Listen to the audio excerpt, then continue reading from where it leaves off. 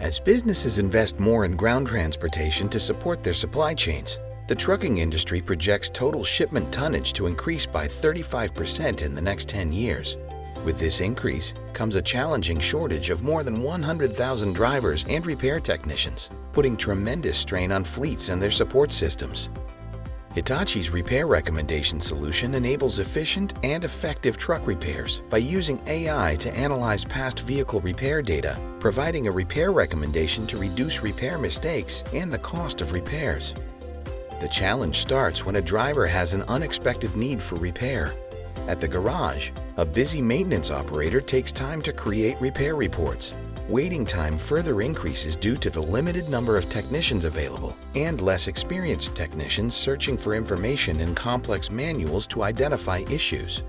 Even if the right information is found, translating that into an actual repair is a struggle due to complicated engine design, ending with the repair not working and taking the entire day.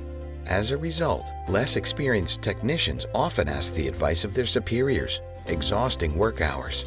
All of this inefficiency creates more delays, adding costs and shrinking margins for businesses.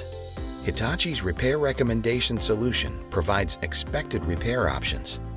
When a truck is serviced, all of its performance data is stored in a repair database. This historical repair data model uses AI to guide diagnostics and make repair recommendations based on a network-wide repairs history.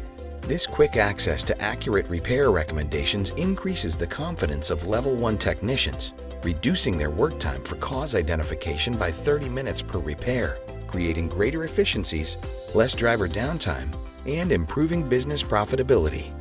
Hitachi's commitment to social innovation through our repair recommendation solution creates economic value for business and potential environmental value by efficiently managing fleets, reducing fuel consumption and CO2.